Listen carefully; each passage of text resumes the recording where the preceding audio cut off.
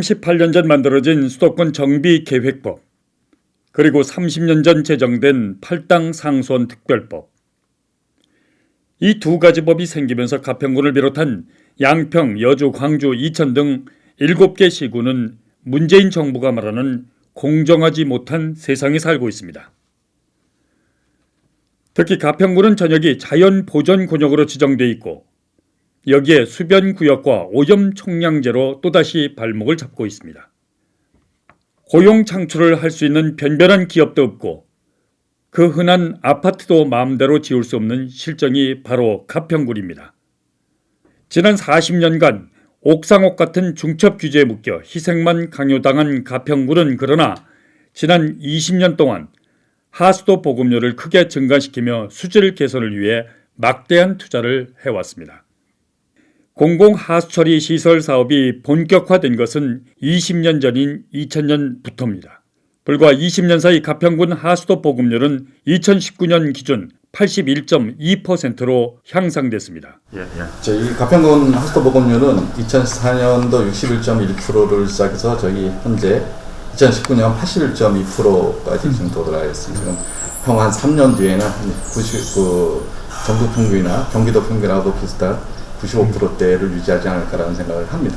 그러나 아직도 전국 평균 93.9%와 경기도 평균 94.6%와 비교하면 가평군의 하수도 보급률은 갈 길이 먼 실정입니다.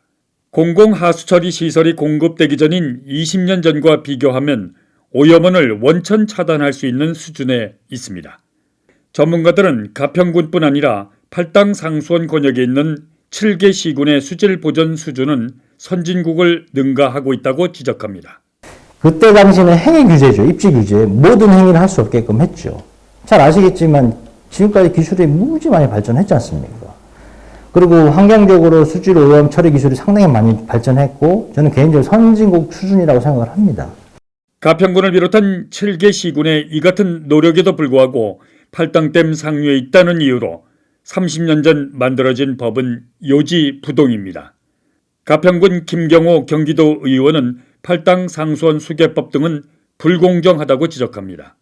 그게 바로 불공정이죠. 정확하게. 왜 그러냐면 저희도 개발 욕구가 있고 사람이 살고 있고 그럼에도 불구하고 규제로 차별을 당하고 있습니다. 결국 공정하지 못한 세상이고요. 그러면 상대적인 어떤 지원책도 마련이 되어야 되는데요. 사실상 그렇지 못합니다. 그래서 우리는 지금 상수원지역 지원특별법이나 지원법이 새로 개정이 돼서 특별하게 정책적 지원이 되어야 됩니다. 가평군 고성리에 있는 대표적 관광지 중 한 곳인 이곳은 12년 전 문을 열어 그동안 1000만 명의 관광객이 다녀갔습니다. 연간 100만 명이 다녀가는 관광지임에도 먹거리가 없어 관광객들은 불편이 클 수밖에 없습니다. 좀 부족해서 좀 중간에 오다가 먹고 그런 건 있었어요. 여기도 지금 보니까 닫은 데도 많고 네, 별로 이렇게 활성화는 안 돼 있는 느낌? 가평군 최대의 관광객이 찾는 곳에 왜 식당이 없는지 관계자로부터 들어봤습니다.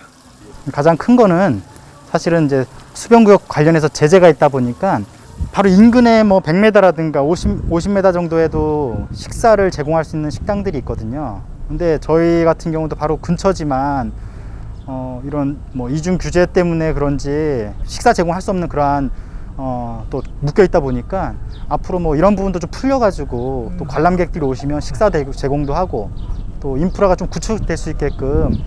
현실을 외면한 법 때문에 가평 군민들은 차별과 불이익을 받고 있습니다.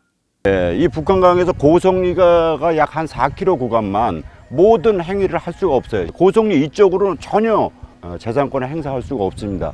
전문가들은 당장 현실에 맞는 한강수계법 개정이 정치적 이유 등으로 어려운 실정이라며 문제를 해결할 방법으로 오염총량제와 종합하수처리 시설 증서를 대안으로 제시하고 있습니다.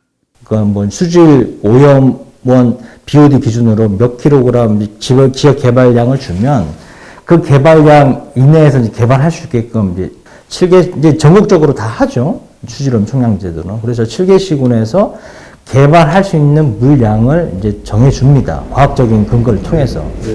그걸로 이제 개발을 하는 거예요.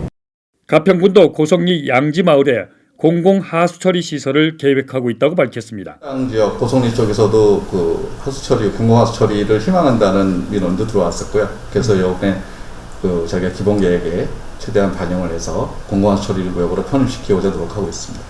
전문가들은 수변 구역에 공공하수처리 시설이 신설되면 중첩된 규제를 현실에 맞게 개정하는 방안도 기대해 볼 수 있을 것으로 말했습니다.